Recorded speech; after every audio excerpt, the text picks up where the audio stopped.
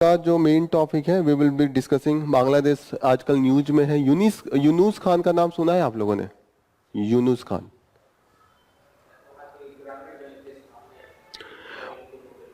Nobel prize मिला था ग्रामीण बैंक के लिए, क्योंकि वहां पे जो ग्रामीण बैंक से उन्होंने कहा था कि रीफाइनेंसिंग छोटे लेवल पे हो ताकि लोग अपना छोटे छोटे लेवल पे अपना उद्योग स्टार्ट कर सकें।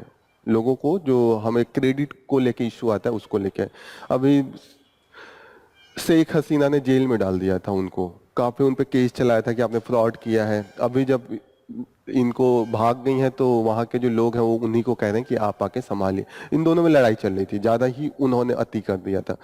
आप जब इसके कहीं के स्कॉलर्स के ऊपर लगते हैं अति करने तो कहीं ना कहीं रिपोर्शन आता है। एक आदमी का रिस्पेक्ट बना रहता है, उसका क्रेडेंशियल आप नहीं हटा सकते हैं।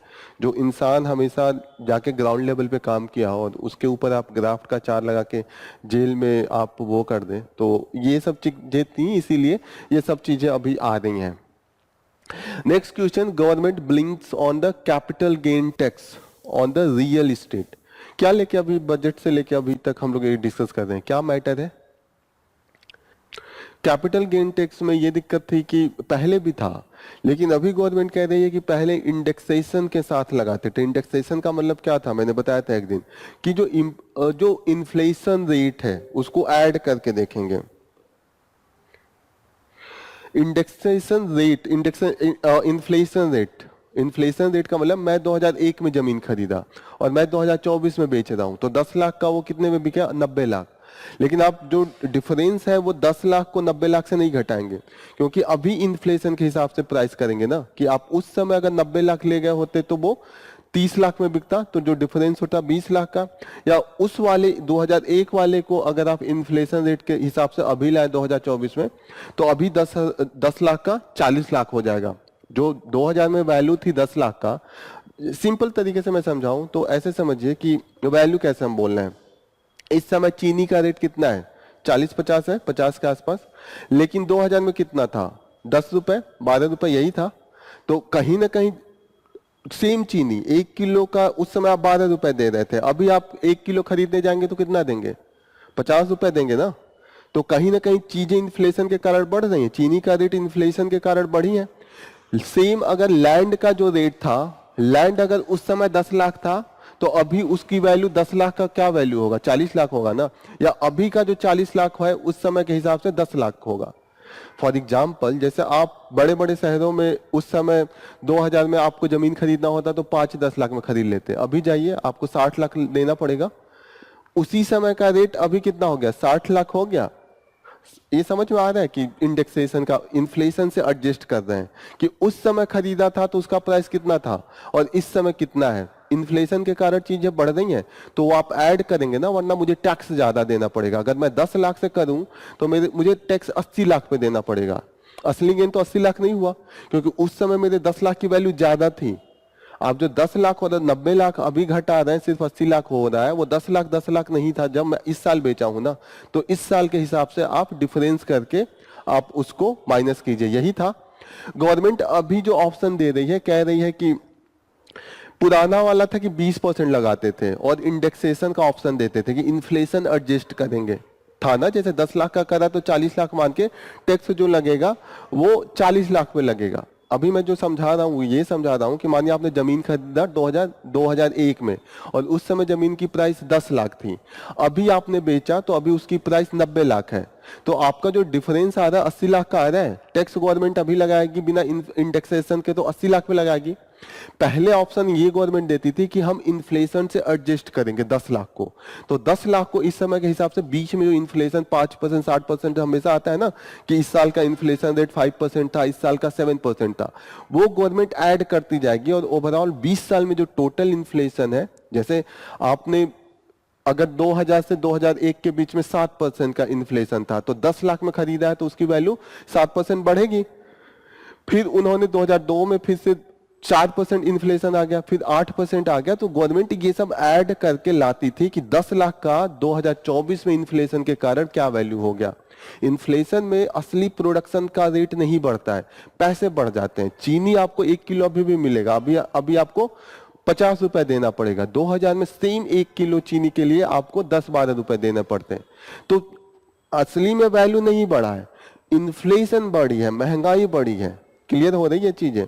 जैसे आप 2000 में जाते हैं पेट्रोल खरीदने, तो आपको हो सकता है 25 रुपए में पेट्रोल मिलता, अभी आप कितना में देंगे? 105 रुपए। तो दैट इज द इन्फ्लेशन। 1 ही लीटर पेट्रोल मिल रहा है ना, ऐसा थोड़ी है कि उस समय जो कंज्यूम कर रहा होगा इस समय कंज्यूम कर रहा है। पेट्रोल तो 1 ही लीटर कर रहा है, तो वैल्यू तो पेट्रोल की सेम रही। सेम जो लैंड का है वो वैल्यू हम अभी के हिसाब से देंगे और फिर गेन देखेंगे। तो इन्फ्लेशन एडजस्ट करेंगे तो 10 लाख का 40 लाख हो जाएगा, होगा।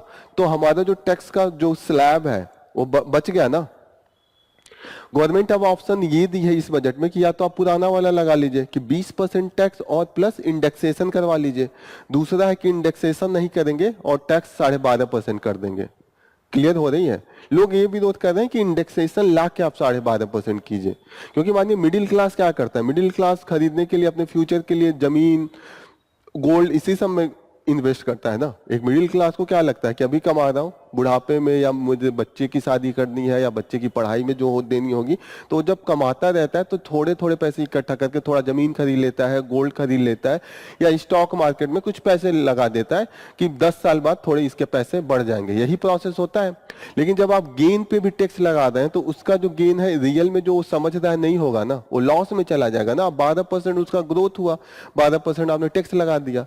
मानिए मैंने गोल्ड जब खरीदा 40,000 में खरीदा, फिर जब बेचा 60,000 में खरीदा, अब 60,000 में मैं बेच रहा हूं, लेकिन आपको ही 20,000 का टैक्स लगा दे रहे हैं, तो जो मेरा 20,000 का गेन हुआ वो चला गया ना, मेरे हाथ में नहीं रहेगा। और मिडिल क्लास का जो मेन एम है वो यही है कि हम इन्वेस्ट करें गोल्ड में, लैंड में, और उसको बाद में बेच के जो हमारी जरूरतें हैं वो पूरा करें। That is the main thing. इसी चीज को लेके काफी विरोध चल रहा है ओवरऑल। नेक्स्ट क्वेश्चन, गूगल ए मोनोपोलिस्ट रूल्स। ये गूगल की बात हो रही है कि अमेरिका में इसके खिलाफ केस चल रहा है। जैसे गूगल का क्या दिक्कत है, गूगल मोनोपोली हो गया है। आप कुछ भी सर्च करते हैं गूगल पे जाते हैं, बिंग वूंग तो खोलते नहीं है, क्योंकि एक ही आपको दिखता है कि गूगल ही पे जाना है। कोई ऐसा नहीं होगा जो दूसरा इंजन सर्च करता हो, क्योंकि इस समय वो डोमिनेटिंग है। तो ऐसे में गूगल क्या करता है, वो जिसको चाहे बढ़ा सकता है, जिसका ऊपर रिजल्ट दिखा है। जैसे मानिए मैं गया गूगल पे ढूंढने की top shop into the Gorakhpur, अब गूगल को जो जाके 5 शॉप्स ने पैसे दे दिए, गूगल क्या करेगा, उनको ऊपर दिखाएगा। तो आप जो बाई करेंगे या आप जहां पे मूव करना चाहेंगे, जैसे आपको फ्रिज खरीदना है, 10 दुकानें हैं जो अच्छी हैं, 10 दुकानों में 5 ने जाके पैसा दे दिया, ठीक है। तो गूगल क्या करेगा, उन 5 को पहले दिखाएगा, जो बाद वाले हैं वो पीछे दिखने लगेंगे। तो आप क्या करेंगे, टॉप 5 में ढूंढते हैं, तो कहीं ना कहीं जो टॉप 5 में जो अदर 5 हैं वो अच्छे हो के भी वो सस्ता दे रहे हैं, क्वालिटी अच्छा दे रहे हैं। लेकिन गूगल का मोनोपोली है कि गूगल क्या करेगा, बायस कर देगा, जिसको दिखाएगा कस्टमर उसी के पास जाएगा ना। 5 आया, कस्टमर देखा अच्छा ये गोलघर में है और ये बक्सीपुर में है, ठीक है गोलघर बक्सीपुर वाला जाते हैं। मानी मोहद्दीपुर में उससे बड़ा शॉप है ओवरऑल, और कोई आदमी कुशीनगर से गोरखपुर प्लानिंग कर रहा है खरीदने का, तो वो कहाँ जाएगा, डायरेक्ट गोलघर जाएगा, क्योंकि वो गूगल देख के आ रहा है ना। गूगल का भी जमाना है। तो गूगल जो मोनोपोली कर रहा है, ऐसे गूगल कुछ अपने प्रोडक्ट को ऊपर करने लगता है, और जो उनके राइवलरी हैं उनको नीचे दिखा देगा। मानी कोई सर्च इंजन दूसरा कोई बना रहा है, तो उसके बारे में लोग कैसे जानेंगे, गूगल पे सर्च करेंगे ना कि ये चीजें हैं, या गूगल से किसी की बन नहीं रही है, या गूगल को कोई वेबसाइट पे करने को नहीं तैयार है, तो वहां पे क्या करेगा, गूगल उसको डिग्रेड कर देगा। तो कहीं ना कहीं इसके कारण एक तरीके से जो कंपटीशन सही तरीके से होना चाहिए वो नहीं होगा। दुकान में कंपटीशन क्या होगा कि आपकी क्वालिटी अच्छी होनी चाहिए और आपका प्राइस अच्छा होना चाहिए, यही है ना कंपटीशन का। लेकिन गूगल क्या करेगा, बायस करके जिसका खराब भी प्रोडक्ट है उसको बिकवा सकता है। That is the truth. Clear हो रही है चीजें, that is the main thing, ठीक है। तो वही यहाँ पे मेन चल रहा है। ये तीनों न्यूज का डिटेलिंग इतना ही है। Then we will see that the range of the complaints regarding the Aurobindo township, ये Aurobindo है, ठीक है। Township refer to the agencies. यहाँ हम अरविंद घोष के बारे में पढ़ेंगे। वो अरविंदो टाउनशिप से हमें कुछ नहीं लेना, वो लोकल न्यूज है। लेकिन अरविंद घोष ने जो फ्रीडम फाइटिंग में काफी मेजर रोल प्ले किया था, तो उसको थोड़ा सा हम उनके बारे में पढ़ेंगे as the perspective of the history. Then we will see that the from e-commerce delivery traffic management Gurgaon takes the aerial route. Drone का यूज जो अब हम कॉमर्शियल डे टू डे में करने लगे हैं तो उसका कुछ एग्जांपल दिया है, तो उसको देखते हैं। अभी गुड़गांव में स्टार्ट किया है तो उसके में क्या चैलेंजेस आ रहे हैं, क्या उसके बेनिफिट है, उसको देखते हैं।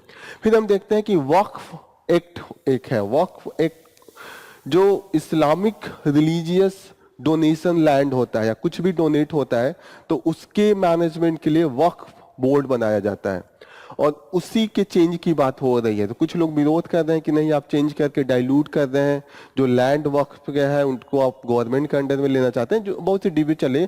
सिर्फ हम यहाँ पे ये जानेंगे व्हाट इज द वक्फ, इसको जानेंगे, ठीक है, और ज्यादा हम डिटेल में नहीं जाएंगे। शेख हसीना का कंटिन्यूअसली असाइलम को लेके आ रहा है, तो ये सब चीजें हैं कंटिन्यूअसली, हम सब बांग्लादेश से रिलेटेड है तो उसको थोड़ा थोड़ा देखेंगे। What is the main thing, sucralose का अभी हम देख रहे हैं यूज करने से जो डायबिटीज का है वो पॉजिटिव इंपैक्ट आ रहा है। सुक्रोज जनरली रहता है लेकिन एक आर्टिफिशियल स्वीटनर है, उसको हम कह रहे हैं सुक्रालोज, CRLOSE हो गया है, वो सुक्रोज हो जाए जो नेचुरल होता है। तो हम देख रहे हैं इसके कारण जो डायबिटीज है उसका जो पॉजिटिव इंपैक्ट है, मतलब आप यूज कर सकते हैं और डायबिटीज पे उतना इंपैक्ट नहीं कर रहा है। Then we will see that the ministry refused to share its staff shortage detail in the armed force. यहाँ पे सिर्फ बात ये हो रही है कि पहले हम आर्म फोर्स का पूरा डिटेलिंग देते थे, अभी हमने जब से अग्निवीर लेके आए हैं तो वहां पे जो ओवरऑल सिलेक्शन प्रोसेस है उसमें थोड़ी सी उतनी अमाउंट में नहीं हो रही है जितनी पहले होती थी, और जो गैप क्रिएट हो रहा है, जैसे जल्दी जल्दी अब हो रहा है ना, पहले होता था एक लंबा पीरियड था, 10 साल 15 साल बाद रिटायर होते थे, उसके बाद उनको पेंशन मिलता था, टोटल प्रोसेस था। अभी तो आप 4 साल पे रिटायर करने लगे हैं तो वहां पे लेके थोड़ी दिक्कत आ रही है, तो गवर्नमेंट उसको लेके नहीं रिलीज कर रही है। ड्रीम्स ए फ्लीटिंग रियलिटी, जब आप सोते हैं तो सोने में जो आपके ड्रीम्स आते हैं, जो आपके सपने आते हैं, तो उसका क्या रीजन है, कैसे होता है, उसके बारे में थोड़ा सा साइंटिफिक एक्सप्लेनेशन है। Then we will see that the from hope to despair, again ये बांग्लादेश में जो हो रहा है उसी को लेके है कि बांग्लादेश में जैसे वहाँ की गवर्नमेंट कैसे डील कर रही थी। एंड लास्ट जो यूपी का एंटी कन्वर्जन लॉ ऑलरेडी हमने डिस्कस किया है, आज भी है, तो आज आप लोग बताइएगा कि क्या हम लोग उस दिन पढ़े थे। ओके, एंटी कन्वर्जन लॉ एक दिन डिस्कस किए थे हम लोग बहुत डिटेल में, ठीक है। तो आज you have to write a answer. Let's start with the front page. तो यूनुस का तो हमने डिस्कस किया, he is already a Nobel laureate और उनका इकोनॉमिक्स में काफी है, उनको जेल में बंद करके रखा था, काफी केस लगा दिए थे, अब लोग कह रहे हैं कि उन्हीं को बुला के लीडरशिप का हम मेन दे रहे हैं। कैपिटल गेन टैक्स ऑलरेडी भी डिस्कस कि 20% का दो ऑप्शन दे रहे हैं, 20% with indexation and 12% without indexation. Government ये दे रहे, विरोध ये रहा है कि इसको वापस करके आप 12% विदाउट विद इंडेक्सेशन कर दीजिए, ये ठीक है। इंडेक्सेशन का मतलब समझ में आ रहा है ना, एडजस्ट कर रहे हैं with the inflation, that is the main thing.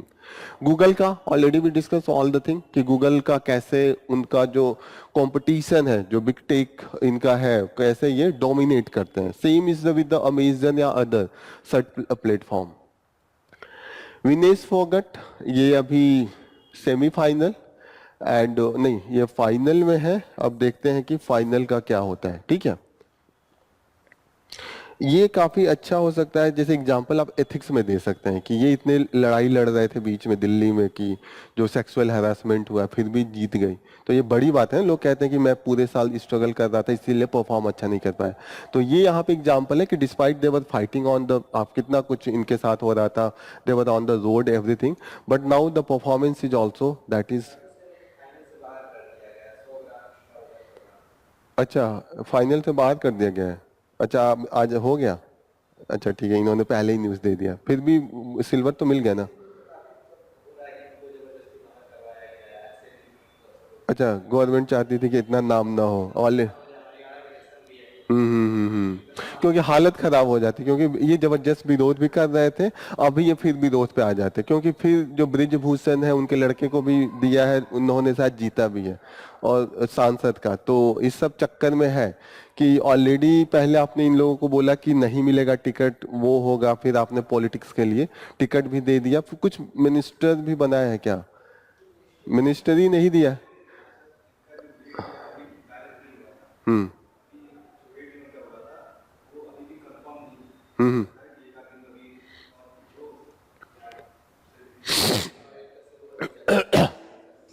अच्छा, अगर ये हो गया तो सिल्वर भी चला जाएगा, देखते हैं। लेकिन अगर जीत गए तो तब तो हालत तो खराब हो जाएगी ना गवर्नमेंट की काफी। हाँ, अभी भी है, अब मेन है लाइमलाइट में नहीं आने देंगे किसी कीमत पे। लेकिन एथिक्स में ये यूज कर सकते हैं कि आप ये नहीं कह सकते कि मतलब आप लड़ रहे हैं तो आप परफॉर्म अच्छा नहीं कर सकते हैं।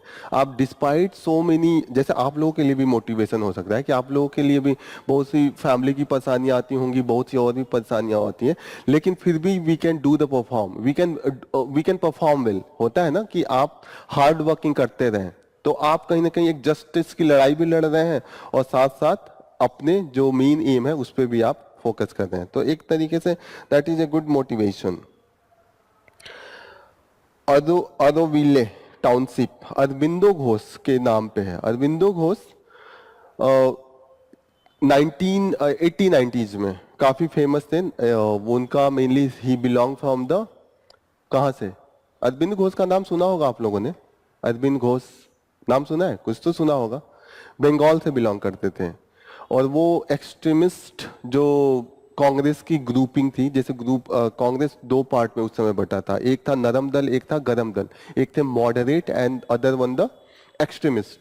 तो ये एक्सट्रीमिस्ट में आते थे और ये एक्सट्रीमिस्ट को भी पार करके रिवोल्यूशनरी में चले गए थे, क्योंकि 1908 में एक अलीपुर केस हुई थी। अलीपुर केस में हुई थी कि दो रिवोल्यूशनरी, एक का नाम था घोष, एक मिनट मैं देखता हूँ नाम, जस्ट आई मिस्ड। दो रिवोल्यूशनरी थे, उन्होंने हत्या कर दी थी जो वहां का मजिस्ट्रेट था किंग्सफोर्ड, तो उसी में ये इनके खिलाफ भी केस चलाया गया था कि ये भी उसमें शामिल थे। आप लोग हिस्ट्री में पढ़ेंगे, एक का नाम था, एक का घोष नाम था, एक का जस्ट मिस्ड नाम, मुझे मिस कर गया। एक बार आप लोग देखिएगा कि अलीपुर केस में दो रिवोल्यूशनरी थे, उन्होंने गोली जाके मारी थी वहां का जो मजिस्ट्रेट थे किंग्सफोर्ड, और उसी केस में सारे लोगों को, जैसे अरविंद घोष, जतीन, बाघा जतीन, सबके खिलाफ जैसे केस किया गया था, उसी टाइम में इनको जेल में रहना पड़ा था। तो वो जब जेल से बाहर आए तो इन्होंने स्पिरिचुअलिज्म के तरफ अपना रुख मोड़ दिया था। जैसे 1990 से 1890 से 1908, और 1908 में ये केस का फाइनल ट्रायल आया था, उसके बाद ही shift to the philosophical area, spiritualism. ठीक है, अलीपुर केस आया 1908 में। चीजें क्लियर हो रही हैं, बस सिंपल जानिए, आपको मॉडर्न हिस्ट्री में ये सब पढ़ाया जाएगा। सिंपल इतनी चीज, अरविंद घोष जो है पहले वो एक्सट्रीमिस्ट कांग्रेस के लीडर थे, उसके बाद उन्होंने धीरे धीरे शिफ्ट करके रिवोल्यूशनरी बन गए थे। रिवोल्यूशनरी में जो ये अलीपुर केस में उनको मेन एक्यूज के रूप में करा गया था कि जो किलिंग हुई है किंग्स फोर्ड की, डगलस किंग्सफोर्ड वहां के डिस्ट्रिक्ट मजिस्ट्रेट थे, तो वहां पे था कि इन्होंने प्लान किया था और जाके उन लोगों ने मारा था। ठीक है, खुदीराम बोस नाम था जिन्होंने गोली मारा था, नाम याद आ गया, खुदीराम बोस एंड प्रफुल्ल चाकी। यस, दो नाम याद रखिएगा। अलीपुर केस में जो मेन थे खुदीराम बोस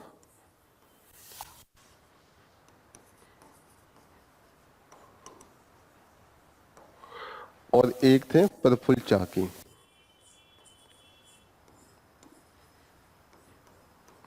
ये रिवोल्यूशनरी थे, इन छोटे छोटे बच्चे थे, अभी 18 साल से 20 साल की इनकी एज थी, पर इतना रिवोल्यूशनरी वो था कि दे किल्ड द मजिस्ट्रेट, उन पे अटेम्प्ट किया था। फिर ये माना गया था कि ये पूरे ब्रिटिश राज के खिलाफ ये मतलब कॉन्स्पिरेसी है, तो अरविंद घोष को लाया गया कि बैक साइड से आप ही कर रहे थे। अब अरविंद घोष को 2-3 साल तक जेल में भी रहना पड़ा था, जो ट्रायल चल रहा था। अब उसके बाद जेल में जाने के बाद लोगों में काफी चेंज हो जाता है थॉट, तो वो उसके बाद एक्टिविज्म से दूर हो गया, जो भी हुआ हो उनके बीच में या जो भी। तो उसके बाद वो रिवोल्यूशनरी एक्टिविटी में नहीं पार्टिसिपेट किए हैं। उसके बाद he was participating only in the spiritual thing. तो वहां पे पौंडीचेरी, जहाँ पे फ्रेंच का बसा हुआ एक ब्यूटीफुल अभी भी सिटी है, वहां पे गए और वहीं पे उन्होंने स्टार्ट कर दिया ये जो स्पिरिचुअल लाइफ जीने के लिए। एक चीज और याद रखिएगा, ये एक पेपर के एडिटर थे, वंदे मातरम उसका नाम था। Yes, it was the Vande Mataram. And जिस जैसे संगठन से जुड़े थे इन द रिवोल्यूशनरी एक्टिविटी, उसका नाम था अनुशीलन समिति। ये काफी इंपॉर्टेंट है, Anushilan Samiti. And the Vande Mataram was the newspaper where he was editing. ठीक है। इन्होंने एक कॉन्सेप्ट दिया था, उस कॉन्सेप्ट का नाम है इंटीग्रल योगा। इन्होंने बोला था कि transform the human nature and bring about the divine life on the earth, कि इंसान का नेचर चेंज हो सकता है बाय द स्पिरिचुअलिज्म। हो सकता है नेचर, ह्यूमन नेचर चेंज होता है। एक हॉलीवुड पिक्चर में देख रहा था, उसमें बड़ा अच्छा एक कहानी सुनाता है, अभी किसी सीरीज में भी वो बताता उसमें कहानी ऐसे सुनाता है कि नेचर ऑफ ह्यूमन पे थोड़ा सा वो उस जोक टाइप का था। उसने बोला कि एक नदी था, नदी के किनारे एक मेढक और एक बिच्छू रहते थे। ठीक है।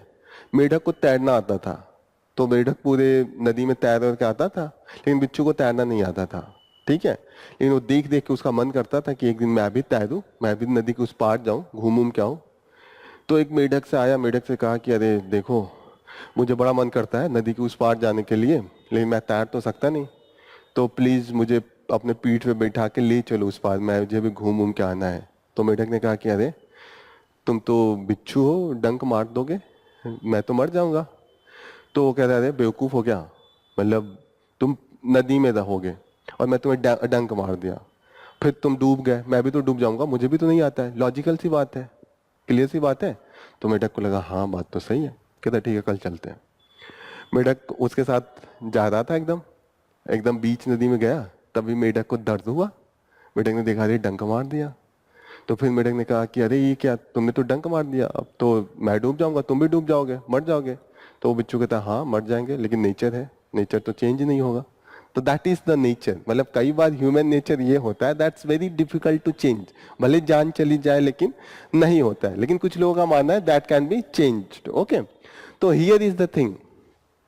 वैसे अगर नेचर एकदम वो हो तब नहीं चेंज होगा एकदम इंटरनली, लेकिन धीरे धीरे ग्रेजुअली वी कैन चेंज होता है।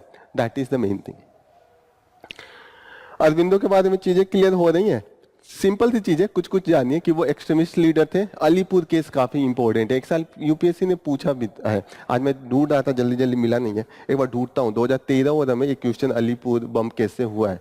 कई केसेज हैं जो इंपॉर्टेंट है, जैसे अलीपुर केस है, फिर कानपुर केस है। ये सब केसेज जहाँ पे ब्रिटिश गवर्नमेंट के खिलाफ बहुत लंबी केस चली थी कि उनके खिलाफ कॉन्स्पिरेसी केस है। तो ये सब 3-4 केसेज है। एक साल 2012 या 13 में तीनों का वो मैचिंग करवाया था year with the this cases. तो कानपुर केस था, फिर एक और मुजफ्फरपुर केस है। ये 3-4 केसेस बहुत इंपॉर्टेंट है। मैं ढूंढ के कोशिश करूंगा कि शाम को जो आपको नोट्स दूं उसमें दे दूं। नेक्स्ट इंपॉर्टेंट न्यूज जो हम लोग कवर कर रहे हैं, that is again this is from the Gurgaon में हम अभी ड्रोन का यूज कर रहे हैं। जैसे कि पहले तो डिलीवरी के लिए, तो क्या मेन इनका इशू आ रहा है कि एक तो डेंसिटी ज़्यादा है, इलेक्ट्रिसिटी की लाइनें हैं, फिर जो बिल्डिंग्स है वो काफ़ी डेंस है, प्रॉपर तरीके से अरेंज नहीं है, तो ड्रोन्स के कई बार टकराने के चांसेज होते हैं। तो that is the main thing. और जो कनेक्टिविटी है वो कई बार टूट जाती है। जैसे you have to be continuously into the internet का जो रेंज होता है, जहाँ की डेस्टिनेशन अच्छे से डिलीवर हो, ओटीपी जाए और फिर जिसको देना है उसी को मिले। तो इसके लिए इन्होंने स्काई टनल, एक सेपरेट एयर कॉरिडोर बनाया है कि उस 10 या 15 किलोमीटर जितने की रेंज में डिलीवरी करना है उसका इनका खुद का रेंज बन जाएगा, किसी टावर से नहीं लेना है। They will be maintaining their own corridor of the internet connection, जो भी इनका नेटवर्किंग है, दैट इज द नेम। तो इसको स्काई टनल ये लोग कह रहे हैं। तो स्काई टनल का मतलब समझ में आ रहा है, what is this? This is the एक नेटवर्किंग है जो प्रॉपर तरीके से ये खुद का प्रोवाइड करेंगे, जहां से उनको जाना है और जहां पे लैंड करना है उसके रेंज में ये प्रॉपर इंश्योर करेंगे कि नेटवर्किंग एक सोर्स से दिया जाए। That is the main thing. फिर ओटीपी जाएगा, क्योंकि कोई भी ले लेगा ना, ड्रोन उतरा किसी और के मकान पे उतर गया तो प्रॉपर तरीके से वो फिर ओटीपी मांगेंगे, जब ओटीपी मिलेगा देन ड्रोन उनको डिलीवर करेगा। That is the main thing. सिर्फ यहीं पे नहीं हो रहा है, जैसे ट्रैफिक मैनेजमेंट में भी हो रहा है कि कहाँ पे कितनी ट्रैफिक है, कैसे चीजों को बाईपास करानी है, तो उसको लेके फॉरेस्ट एरिया में भी ड्रोन का यूज हो रहा है। जैसे पहले होता था आप जा जाके काउंटिंग करते थे, शेर का पैर देखते थे कितने हैं, अब इतना डिफिकल्टी नहीं, आप ड्रोन से काउंटिंग कर सकते हैं। एग्जैक्ट ड्रोन जाएगा, काउंटिंग चारों तरफ का करेगा तो ज्यादा एक्यूरेसी होगा। पहले हम लोग अलग अलग मेथड करते थे, जैसे कि वो कैमरा लगाते थे जंगलों में जगह जगह कि शेर गया, शेर की ऐसे ही तो पॉपुलेशन काउंटिंग होती है कि किस एरिया से कौन गुजरा, उनकी साइन होती है प्रॉपर तरीके से, बायो मार्क्स लगा के ये सब काउंटिंग होती थी। अभी ये डायरेक्ट ड्रोन से ही काउंटिंग, या जो भी पोचिंग है, कोई आके जैसे राइनासोरस को मार के ले जाते थे या हाथी का मार के दांत लेके जाते थे, ये सब चीजें अब ड्रोन के थ्रू हम प्रॉपर तरीके से सर्विलेंस कर सकते हैं। क्लियर हो रही है? That is the main. तो ड्रोन का कहाँ कहाँ भी यूज हो रहा है, तो ये 3 यूज अभी स्टार्ट हो गया। गुड़गांव में ये तीनों यूज कर रहे हैं। पुलिस मैनेजमेंट जो ट्रैफिक की कर रही है, यहाँ पे डिलीवरी की, और जो थर्ड है वो फॉरेस्ट एरिया का जो हम मैनेजमेंट कर रहे हैं वो कर रहे हैं।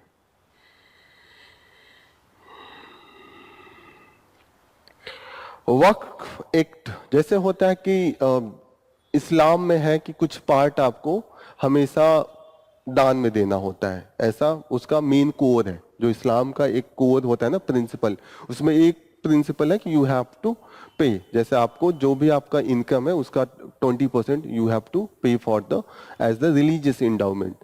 तो इस पेमेंट के थ्रू जो इनके पास लैंड है वो बहुत ज्यादा है, इतना ज्यादा है कि इंडिया में जो थर्ड लेवल पे सबसे ज्यादा डिफेंस के पास लैंड है। जगह जगह आप देखते हैं होंगे कि डिफेंस के लोग अपना कैंप बना के, या उनकी होती है कैंटोनमेंट, ये सब चीजें। डिफेंस के बाद रेलवे के पास है, रेलवे का भी जमीन बहुत होता है। थर्ड पे इनके पास है जो ये वक्फ बोर्ड। वक्फ बोर्ड का मतलब होता है, वक्फ का मतलब होता है कि जो जमीन बाय द रिलीजियस इंडाउमेंट मिलती है फॉर द रिलीजियस पर्पज, कि उस पे हम जैसे कि मस्जिद बनवा दें, या उस पे हम वो जहाँ पे पढ़ाई होती है क्या कहते हैं, मस्जिद में ही पढ़ाई होती है क्या, मदरसा बनवा दें, या जहाँ वहाँ पे हॉस्पिटल बनवा दें। तो जो भी इसका पर्पस था mainly it is for the religious purpose और द सोशल पर्पस। लेकिन इसका एक्ट के रूप में कुछ कमियां थी जिसके कारण ये पर्सनल पर्पस या इसका मिसमैनेज होने लगा था, कि मिला कुछ और आपने दिखा दिया कुछ और उसको सही तरीके से आप यूज नहीं कर रहे हैं। जैसे होता है ना, जब आपके पास इतना लैंड है, इनका लैंड नियर अबाउट देखिए 8.7 लाख प्रॉपर्टीज है इनके पास, 9.4 लाख एकर्स में फैला हुआ है। इसकी प्रॉपर्टी की जो अभी की कीमत है 1.2 लाख करोड़ है। तो इसमें काफी इरेगुलरिटी होती है। होता है ना, जहाँ पे आपके पास पैसे ज्यादा, जहाँ पे लैंड ज्यादा, तो वहीं पे मिसमैनेजमेंट भी ज्यादा होता है, वहीं पे करप्शन भी ज्यादा होता है, इसी को लेके। लेकिन इसका विरोध ये करने लगे हैं कि आप इंटरफेयर करना चाहते हैं, इसको निगेटिवली इन्फ्लुएंस करना चाहते हैं कि गवर्नमेंट इसकी जमीन ले लेगी, फिर खुद को कल को इस पे कैप्चर कर लेगी, है ना। जैसे कि अब बीजेपी की गवर्नमेंट है, सस्पिशन के नजर से देखते हैं कि they are the anti religious, anti Islamic, ऐसा है ना जो सस्पिशन। तो कुछ भी अगर अच्छे के लिए भी चेंज करेंगे तो एक तरीके से कहीं ना कहीं सस्पिशन के लिए नजर से देखा जा रहा है। इनका कहना है कि नहीं, कुछ इस्लामिक जो ग्रुप है वही कह रही है कि मिसमैनेजमेंट हो रहा है, तो उसको हम और अच्छे से करने के लिए, ताकि प्रॉपर रूप से एक बोर्ड बनाया जाए, बोर्ड रिपोर्टिंग करे कि कितना लैंड है, क्या यूज हो रहा है, कितना इनकम आ रहा है, ये सब चीजें रेगुलेट करने की जरूरत है। इसलिए हम चेंज कर रहे हैं। ऑलरेडी एक्ट है 1995 में, इसको अमेंड किया गया था 2013 में, फिर अमेंडमेंट का प्रोसेस आ रहा है। विरोध इसलिए भी हो रहा है कि आपने अभी डिस्कशन नहीं किया, लीक हो गया है, मेन प्रोविजन कैसे लीक हो गया, ये सब चीजों को लेके और भी पॉलिटिक्स हो रहा है। मेनली ये पॉलिटिक्स हो रहा है और कुछ नहीं है, क्योंकि अब होता है ना, कुछ मुद्दा नहीं है तो एक नया मुद्दा बना ले। That is the main thing. आपको बस ये जानना है कि what is the work and what is the act that is governing और रेगुलेटिंग। ओके, अभी जब एक्ट आएगा तो और इस पे आर्टिकल आएगा तो और हम लोग डिटेल में देखेंगे। नेक्स्ट इंपॉर्टेंट न्यूज है कि एसाइलम को लेके शेख हसीना अब इंडिया में आई हैं। अब उनको चाहिए कि इंडिया में दिक्कत ये है कि एसाइलम हम नहीं दे सकते हैं, क्योंकि अभी जब कोई भी गवर्नमेंट वहां पे आएगी, मानिए शेख हसीना के बाद वहां कौन बची, खलीदा जिया बची, जो उनका बांग्लादेश नेशनल पार्टी है, दो पार्टी है, अवामी लीग ये आ गई हैं, और अभी जो बचा है दूसरा अपोजिशन पार्टी वो खलीदा जिया है। खलीदा जिया का जो पार्टी है वो है बांग्लादेश नेशनल पार्टी, कहीं इसमें लिखा होगा, ठीक है। अब ये दिक्कत है कि मानिए अभी इंडिया की गवर्नमेंट है, पूरे देश से तो दुश्मनी ले नहीं सकते, ठीक है, शेख हसीना का सपोर्टिंग गवर्नमेंट था, फिर भी जो अपोजिशन की भी गवर्नमेंट आएगी उससे भी हमें बना के रहना पड़ेगा, हम डील करेंगे। अब डील करेंगे, अगर इंडिया में वो रही तो वो डील में क्या मांग करेंगे कि हम केस चलाएंगे ह्यूमन राइट के, ऑलरेडी इन पे बहुत केसेज हैं कि इन्होंने मिसयूज किया है, जो वहाँ की जितनी भी आर्मी है, वहाँ की पुलिस अथॉरिटी है, जो भी इनके विरोध में जाता था सबके खिलाफ ये या तो जेल में बंद करवाती थी, एलिमिनेशन, ये सब चीजें काफी थी, काफी अथॉरिटेरियन रूप से ये मतलब ये इनका गवर्नेंस जो था कि बहुत अथॉरिटेरियन था। अथॉरिटेरियन का मतलब कि फोर्स का पावर करके करना, कहीं ना कहीं सिविक तरीके से नहीं था, कहीं ना कहीं डेमोक्रेटिक तरीके से नहीं था। तो केस 50 तो चलेंगे, कहीं ना कहीं चलेगा।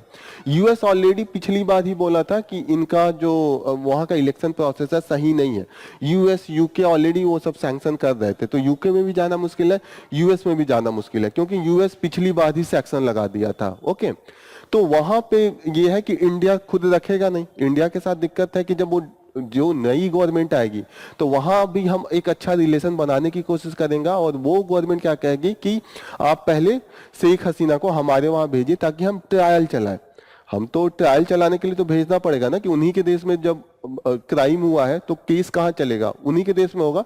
तो इस सब चीजों को लेके ये हो रहा है कि यहाँ पे तो इंडिया कहीं ना कहीं से अलाउ नहीं करेगा और खुद वो नहीं रहना पसंद करेंगे। तो वही वो कई जगहों पे दिया है कि ऑलरेडी इनके रिलेटिव हैं यूके में, यूएस में, फिनलैंड में, तो देखते हैं कहाँ पे इनको मिलता है। तो यहीं पे यहाँ पे डिस्कशन में है कि कहाँ कहाँ पॉसिबिलिटी है। यूके में पॉसिबिलिटी नहीं है, यूएस में पॉसिबिलिटी नहीं है, फिनलैंड में थोड़ी बहुत पॉसिबिलिटी दिख रही है, तो सी कैन शिफ्ट देयर, या यूएई में पॉसिबिलिटी दिख रही है। तो these are the countries where she can shift.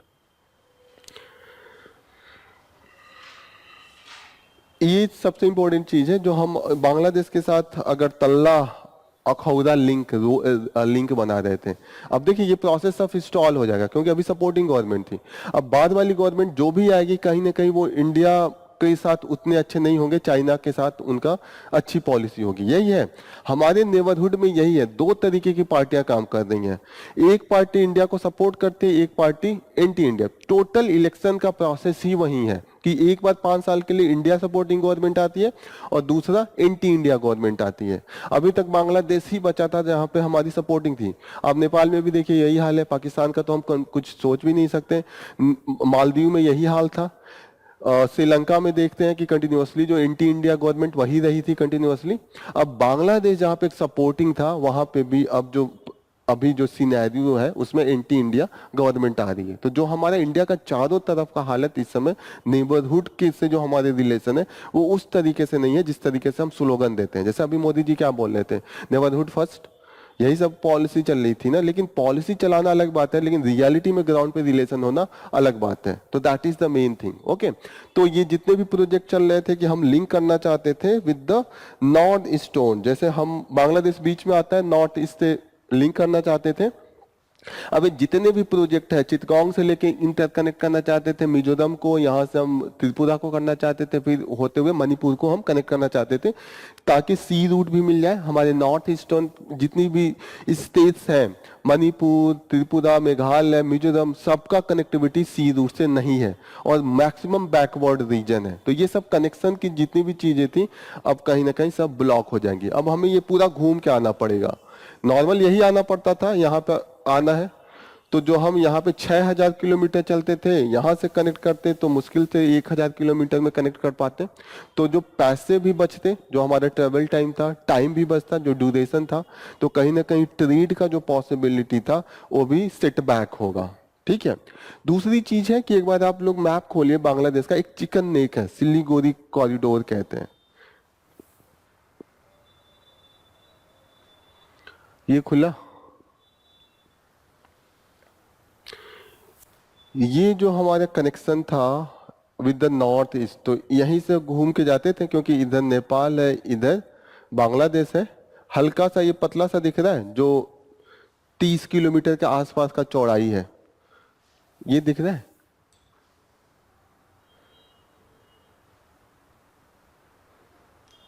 ये बांग्लादेश है, यहाँ व्हाइट वाला एरिया, यहाँ नेपाल है, इसके बीच में हल्का सा ये डिस्टेंस जो दिख रहा है वो नियर अबाउट 30 किलोमीटर का था। माना जाता है कि कभी भी अगर इंडिया का चाइना से लड़ाई हो तो सबसे पहले यही वो ब्लॉक करेगा कि इधर से कनेक्टिविटी हमारा कट जाए। चाइना का हमेशा रहता है कि इसको ब्लॉक कर दिया जाए, तो India red by the road और बाय द रोल कनेक्टिविटी जितना भी है नॉर्थ ईस्ट से कट जाएगी। तो ये बहुत सेंसिटिव एरिया माना जाता है, इसीलिए हमेशा भूटान चाइना यहाँ पे जमीन, जो हम लोग नहीं डोकलम का इशू देख रहे थे, डोकलम में लड़ाई चल रहा था, डोकलम यहीं पे है कि यहीं से वो चाहते हैं कि यहाँ पे अटैक कभी भी युद्ध हो तो हम ये कट करें। ये बहुत सेंसिटिव एरिया माना जाता है, इसे ही सिल्लीगुड़ी कॉरिडोर और द चिकन नेक कहते हैं, क्योंकि इसका चिकन का जो नेक होता है उस तरीके से पतला सा दिख रहा है यहाँ निकला हुआ, आगे मुर्गी का मुंह जो ऊपर वाला एरिया है, तो that's why we call it as the chicken neck as well. समझ में आ रही है? इसी को सिल्लीगुड़ी कॉरिडोर भी कहते हैं, तो please write down Siliguri corridor. और इंडिया को एक फायदा ये हो सकता है कि अभी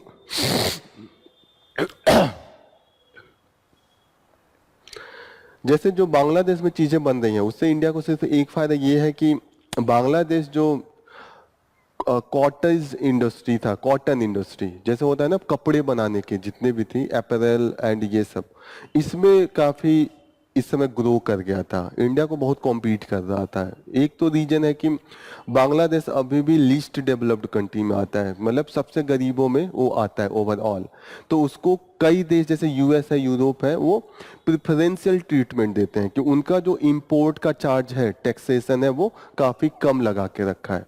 तो ऐसे कंडीशन में अभी जो डिसरप्शन हो रहा है, अब लड़ाई सिविल वार होगा तो वो अपने इंडस्ट्री पे थोड़ी फोकस करेंगे, जला रहे हैं एक दूसरे की कंपनी, किसी का वो पुलिस स्टेशन, तो कहीं पे पोस्ट ऑफिस, यही कर रहे हैं। तो जहां पे भी सिविल वार का कंडीशन होता है वहां का इंडस्ट्री सक्सेसफुल नहीं चल पाता है।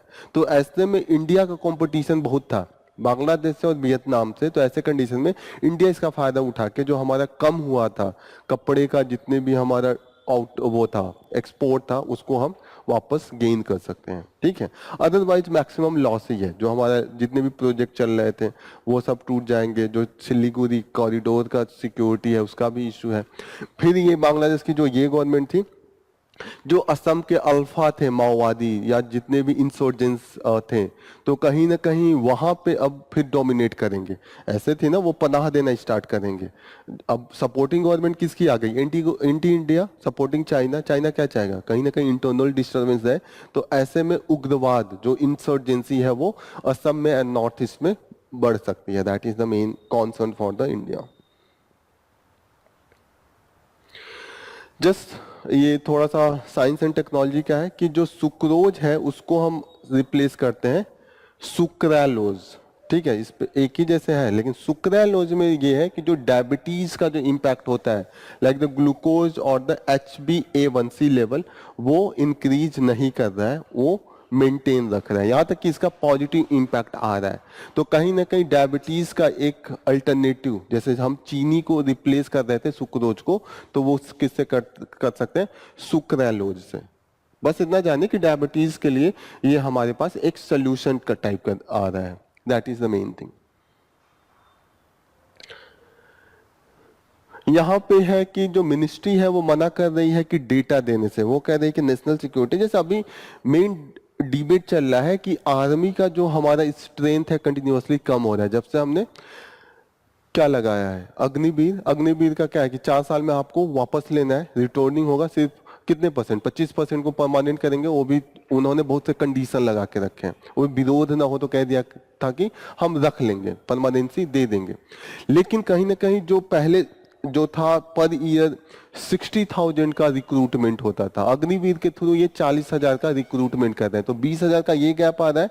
और अग्निवीर का जो टोटल कितना है साइकिल, 4 इयर्स, पहले 15 साल होता था, तो कहीं ना कहीं जल्दी रिटायरमेंट हो रही है, that impacting the overall strength of the army.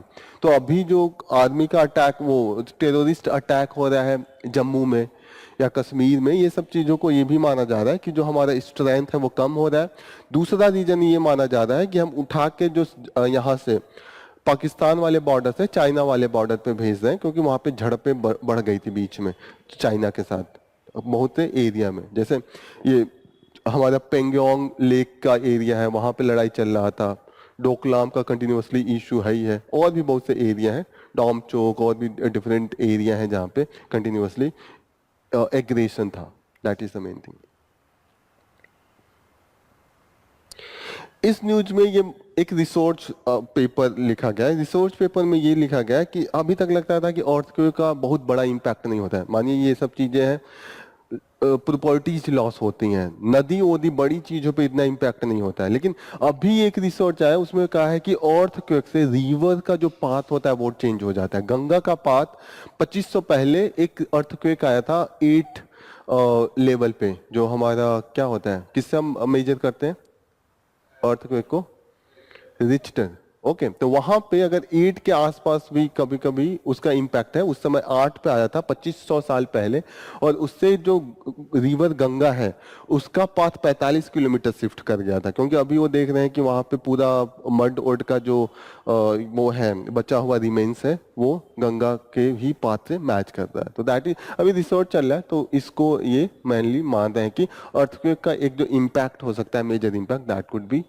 और फ्यूचर में अगर ऐसे आते हैं तो ऐसे अगर रिवर अपना पूरा फ्लो शिफ्ट करे तो काफी है वो आ सकता है, क्योंकि रिवर्स के अंदर में फ्लड प्लेन होगा और फ्लड प्लेन से काफी कुछ एरिया को इम्पैक्ट किया होगा उस समय। और इस समय तो ओवरऑल बढ़ गया है पॉपुलेशन, तो अभी जो अगर ऐसे अर्थक्वेक में रिवर अपना पाथ चेंज करेगी तो अभी इम्पैक्ट बहुत ज्यादा आएगा। That is the main thing. Okay, तो बस ये रिसर्च पेपर है, देखते हैं। क्योंकि अभी माना जा रहा है कि अभी जो गंगा मेघना एंड ब्रह्मपुत्रा डेल्टा का एरिया है, जिस एरिया में पाया गया है कि शिफ्ट है, अगर इस समय हो तो दैट विल, ये एरिया सबसे ज्यादा डेंस है, करीब कुछ कई करोड़ लोगों को इम्पैक्ट करेगी।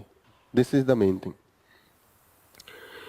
जो हमारा सोने का होता है, मेनली क्या मानना है कि हमें नींद कैसे सपने आते हैं, कोई बताए? इसमें से साइंस आप लोग पढ़े होंगे, बताइए बताइए, आप बताइए, आप साइंस में बहुत रिसर्च करते हैं। आते हैं और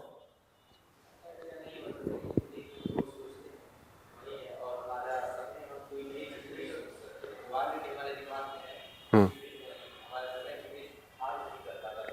हम्म। सपने की क्या खासियत होती है, कोई और बताइए, जैसे आप कुछ सिंपलीफाई, क्या बताइए। सपना का कभी ध्यान दिया आपने कि आप सपना कभी देख रहे होते हैं तो आप जगह कहीं और का देख रहे होते हैं, आदमी कहीं और का होता है, सेम जगह का नहीं होता है, मतलब थोड़ी प्लेसमेंट थोड़ी सी अलग अलग होती है। दूसरी चीज ये भी ध्यान रखिएगा कि बड़ा अजीब चीज है कि आप ऐसे आंख बंद करके किसी इंसान को याद कीजिए तो उतना साफ चेहरा नहीं आएगा, लेकिन सपने में बड़ा साफ चेहरा आता है, एकदम क्लियर कट आता है कि वही आदमी। आप नॉर्मल ऐसे कीजिएगा कि ऐसे कभी ध्यान रखिएगा किसी भी आदमी का, तो वो नहीं पिक्चर बना पाएंगे, लेकिन सपना में एकदम सेम एग्जैक्ट पिक्चर बनता है। ओके, मेन सपने का ये है कि हमारा जो वो ये ब्रेन है, ब्रेन में इलेक्ट्रिकल सिग्नल्स जो होते हैं वो कहीं ना कहीं पिक्चर्स एंड साउंड दोनों को कैप्चर करके रखते हैं। शाम जब रात में भी हम सोते हैं तो दैट इज वेरी एक्टिव। और ऐसे कई बार होता है, दो तरीके का हमारा स्लिप होता है। एक होता है कि रैपिड आई मूवमेंट, REM, वहां पे आपके जो आईज का मूवमेंट देखिएगा, कई लोग सोते रहते हैं, आंख खूब तेज चलती है, ठीक है, उस समय डीप स्लीप का भी केस होता है। आप सबसे ज्यादा डीप स्लीप उसी समय करते हो, जितने भी सपने आते हैं उसी समय आते हैं, लेकिन वहां पे आपका विल पावर नहीं चलता है। सपने में आप अपने अनुसार सपना को नहीं चेंज कर पाते हैं, आगे करेंगे ना, सपना खुद अपना वो रेक्टिफाई करेगा। जब सपना आएगा तो आपका जो कनेक्शन होता है न्यूरॉन अदर सिस्टम जो बॉडी के मसल्स होते हैं उससे ब्लॉक कर देता है। तो आप देखिएगा कि सपना में कई बार होता है कि भूत आ गया है, अब मैं मर रहा हूं, लेकिन हाथ नहीं हिलता है, कई बार आंख खुल जाती है पर सपना चलता रहता है। ओके, चलता है ना सपना, 2 मिनट 3 मिनट बाद आता है, अच्छा बच गया, मैं हूं जिंदा, ऐसे ऐसे आते हैं हमेशा, 10-15 दिन पे एक दो बार आता होगा ये सपना। ओके, तो दैट इज मीन, इसका जो केमिकल होता है नोरेपाइनफ्राइन, बड़ा अजीब नाम है, आप लिख ही लीजिए। नहीं चल रहा है, एक बार मैं इसको थोड़ा सा जूम करता हूं, क्या होता है। हाँ हाँ, सपने में तो नहीं होगा ना सपने में, लेकिन कोई मारना चाहे तो मार के आपको वो जा सकता है बाहरी। हम्म। हाँ। हम्म।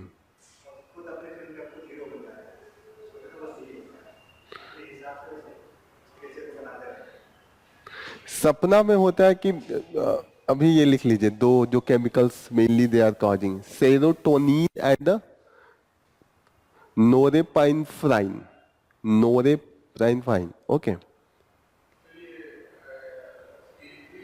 हाँ, क्या बोलते हैं? नॉर एप नॉर नौ, लेकिन नोरेपाइनफ्रीन है ना? हाँ, अच्छा। तो ये दो केमिकल्स हैं दैट इज मेनली एक्टिंग, और ये ब्लॉक कर देते हैं हमारे जो इलेक्ट्रिकल सिग्नल्स होते हैं जो मसल्स को देते हैं। एंड इसी समय ये मेन रीजन है कि हम जो सोचते हैं, जैसे हम हाथ भी हिलाना चाहें, कुछ करना भी चाहें, that activity we can not do. ठीक है। एक पिक्चर आपने देखा होगा, बड़ा इस पे रिसर्च करके बनाया, इंसेप्शन। इंसेप्शन देखा है? उसमें दिखाता है कि वो सपने के अंदर सपना में जाता है, सपने के अंदर सपना में जाता है, ऐसे कुछ करके वो लोग चोरी वोरी करते हैं। ठीक है। एक बार देखिएगा वो पिक्चर, समझ में आए तो बताइएगा। ठीक है। वो-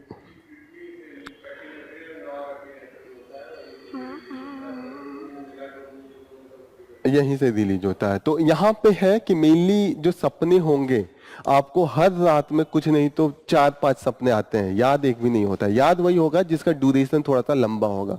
शॉर्ट ड्यूरेशन वाले हमको नहीं याद आ पाता है, जब हम उठ के सोचते हैं तो भी चीजें नहीं याद आ पाती हैं। जो इसका ड्यूरेशन लंबा होगा उसी का होगा। मेनली ये यहाँ पे कह रहे हैं कि इन्होंने जो नर्व इम्पल्स होते हैं उसको ब्लॉक कर देता है, इसीलिए हम बॉडी को सिग्नल जो भेज पाना है और मसल्स को वो नहीं कर पाते। That is the main reason. तो यही है सपने का, दैट इज सपना बहुत इंपॉर्टेंट होता है, क्योंकि वहां पे हमारे जो जैसे ब्रेन है, नॉर्मल क्या होता है ब्रेन, जैसे हम हमेशा एक्टिविटी करते रहते हैं, ब्रेन हमेशा सोचते रहता है। आप नॉर्मल केस कीजिएगा, आप ब्रेन को स्टॉप नहीं कर सकते हैं, पता है? क्योंकि आप सोचेगा कि कभी बैठ के कि मैं कुछ नहीं सोचूं, फिर भी आप कुछ ना कुछ सोचेंगे ही। पढ़ रहे होंगे तो कंसंट्रेशन वहां पे है, लेकिन कभी ये कोशिश कीजिए कि मैं कुछ नहीं सोचूंगा, ये नहीं पॉसिबल है। पॉसिबल नेचुरली है ही नहीं, कुछ ना कुछ तो दिमाग में आएगा ही नहीं। लोग कहते हैं कि ध्यान करना है, ध्यान रियलिटी में कुछ नहीं होता। Naturally this is not possible कि आप कुछ ना सोचें, क्योंकि देयर इज द न्यूरॉन, जो भी इलेक्ट्रिकल सिग्नल है वो फ्लो करेगा ही। तो वो लोग फालतू का भले कहते हैं कि फिलॉसफी में दे रहा हूँ कि सोचना ध्यान क्या करो, नहीं, लोग कहते हैं कि ध्यान करो, इससे बहुत आगे। कई लोग मुझे ऐसे बोलते थे, तो मैंने कहा क्या ध्यान करूं? जैसे नहीं होता है कि इससे भी आगे दुनिया है, जैसे नहीं, जो लोग बहुत ज्ञान देंगे कि ये सब चीजों को छोड़ो। तो मैंने पूछा क्या करूं ध्यान? तो कहे कुछ नहीं ध्यान करना। तो मैंने, ये तो नहीं पॉसिबल है। होता है ना, क्या ध्यान करूं, क्या पॉसिबल है? जैसे थोड़ा सा मैं ये स्टेटमेंट पर्सनल दे रहा हूं कि आप कह रहे हैं कि कोई और वो है परमात्मा, तो कहाँ है वो परमात्मा? कुछ याद करने के लिए कुछ तो होना चाहिए, लेकिन वो परमात्मा कैसे आएगा? कोई डायरेक्ट तो है नहीं। कह रहे हैं कि ऐसे ही बैठा करो ध्यान लगा के, किसका ध्यान लगाया जाए और कैसे लगाया जाए, that is the main thing. Okay. तो दिस इज द, अब जो परमात्मा लोग का ध्यान भी लगा लेते हैं, वो कितना सुधार पाते हैं चीजों को। ऐसा तो है नहीं कि चीजों को सुधार दिया, बहुत से परमात्मा आए। अंबेडकर और गांधी का डिबेट में आप पढ़िएगा, जब मॉडर्न हिस्ट्री पढ़िएगा, तो अंबेडकर वही कहते हैं कि जब गांधी जी कहते हैं अरे अरे मैं पूरा घूमूंगा, मैं सब कुछ सुधार दूंगा, ये अनटचेबिलिटी चली जाएगी, तो गांधी जी से अंबेडकर यही कहते हैं कि देखिए गांधी जी, बहुत महात्मा आए आपके जैसे और चले गए, अनटचेबिलिटी वैसी है, हालत वही है। तो हालत तो नहीं सुधरी, लोग आते हैं अपना जो भी कंप्लीट करके चले जाते हैं, लेकिन यहाँ पे हालत सही करना है तो कहीं ना कहीं हमें ग्राउंड पे कुछ रूल लॉ रेगुलेशन बना के सब्सटेंशियली देना पड़ेगा। लोगों का मन नहीं बदल सकता है, बड़ा मुश्किल है लोगों को एथिकल करना। अभी का समाज तो और इतना करप्ट हो गया, ह्यूमन नेचर ही है। 3 ही 4 हजार साल, 5 हजार साल से मान लो, और मान लो 8 हजार साल से हम बाहर हैं, करीब लाखों साल से तो हम जंगल में रह रहे हैं। वो नेचर जो एनिमल इंस्टिंक्ट आता है, कहीं ना कहीं वो आएगा। अभी तो धीरे धीरे हम करेंगे चेंज। वेजिटेरियन हुए कितना साल हुआ? 3 हजार साल हुआ। जब वो महात्मा बुद्ध आए, उन्होंने कहा, धीरे धीरे फिर ब्राह्मणिज्म ने भी चेंज किया। ब्राह्मणिज्म में पहले नॉन वेजिटेरियन, ये वेजिटेरियन का कोई कॉन्सेप्ट नहीं था। आप वैदिक में पढ़िएगा कि वैदिक का जो ब्राह्मण्स का मेन खाना होता था वो बलि होता था। बलि चढ़वाते थे, वही मिलता था, वही खाते थे। मैं थोड़ा सा ये कंट्रोवर्शियल दे रहा हूं, लेकिन ट्रूथ यही है। वेद जब पढ़ेगा, वैदिक काल में बलि चढ़ती थी, बलि का ही वो था। लेकिन जब बुद्ध आए, बुद्ध को लाना था कोई नया चीज, बुद्ध ने कहा कि ऐसा है कि करुणा होना चाहिए लोगों में, एनिमल्स के लिए, सबके लिए। तो बुद्धिज्म को लोगों को बड़ा अच्छा लगा। बुद्ध ने कहा कि एक तो सब एक है, वो ये कास्टिज्म को रिजेक्ट कर दिए। और जब बुद्ध आए 607 ईस्वी पहले तक, बीसी 600 बीसी में ही थे बुद्ध, 600 से 500 यही चलता है, महाजनपद वाला आप लोग पढ़े होंगे। तो वहां पे जब बुद्ध आए तो ब्राह्मणिज्म डिफॉर्म कर गया था। जो ब्राह्मणिज्म वैदिक पीरियड था, स्टार्टिंग में कहा कि जो 4 वर्गों में होगा वो काम के आधार पे होगा। लेकिन अब मानिए मेरा ही बेटा मेरे ही सामने अब ब्राह्मण से दलित बन जा रहा है, क्योंकि कर्म नहीं है तो मुझे अच्छा लगेगा।